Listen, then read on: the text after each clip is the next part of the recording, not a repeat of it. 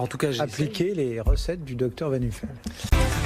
BFM Business, Intégral Placement, les réponses aux questions. Et donc, Paul nous écrit à propos, on est loin des marchés financiers, à propos d'une donation qu'il souhaite réaliser à une sœur, à un neveu ou une nièce. Il hésite et il nous demande quels sont les taux de prélèvement concernant ce type de donation. Voilà, là le sujet est beaucoup plus fiscal et là on peut véritablement parler de matraquage fiscal, puisque si vous envisagez une donation comme Paul à votre sœur par exemple préférée, cela se traduira par environ 35 000 euros de droits de donation. Quant à une somme de 100 000 euros donnée à un neveu ou à une nièce, là les droits de donation montent autour de 50 000 euros. Alors au-delà de ces chiffres qui forcément impressionnent, quelles sont les solutions pour réduire un tout petit peu la douloureuse? D'abord, Paul peut prendre à sa charge le paiement des droits. Je passe sur le calcul financier, mais c'est très intéressant que la personne qui donne paye elle-même les droits. Ça réduit considérablement le taux de prélèvement.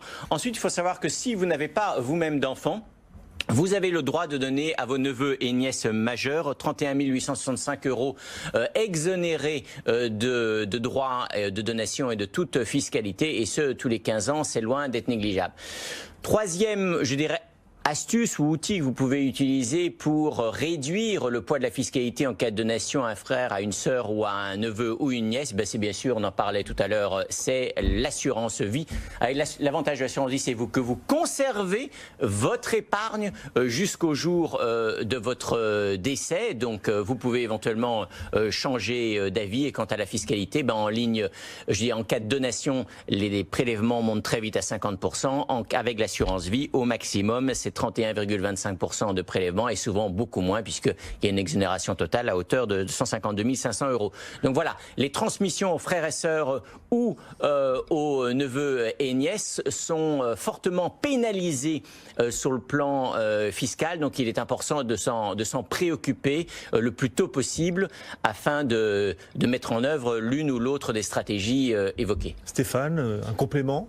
J'ai envie de partir dans un truc, mais je veux pas que ce soit trop compliqué. Il faut juste faire attention, parce que les 152 500 qui vous permettent d'être totalement exonérés, 959B je crois, c'est sur tous les versements effectués sur le contrat avant 70 ans. Avant 70 ans. Donc si jamais pour X raison l'auditeur, c'est Paul, voulait donner dès maintenant, et que il est encore assez jeune et qu'il n'a pas envie d'attendre de mourir finalement pour que ses neveux nièces touchent, au moins il place ça sur un contrat d'assurance vie avant 70 ans pour bénéficier de ce report de non-fiscalisation, et ce contrat pourrait être amené en garantie d'un financement non affecté, en nantissement, et à ce moment-là, ses neveux pourraient bénéficier de cette somme. Et au final, si on faisait le calcul, les quelques intérêts que Paul pourrait garder à sa charge pour pouvoir finalement quelque part indirectement prêter de l'argent à ses neveux et nièces seraient bien plus faibles que ce qu'il subirait s'il faisait une donation directe. C'est vrai qu'on parle pas souvent du nantissement en contrat d'assurance. C'est-à-dire que c'est compliqué. Oui, c'est compliqué, mais n'empêche que c'est drôlement intéressant. C'est très intéressant.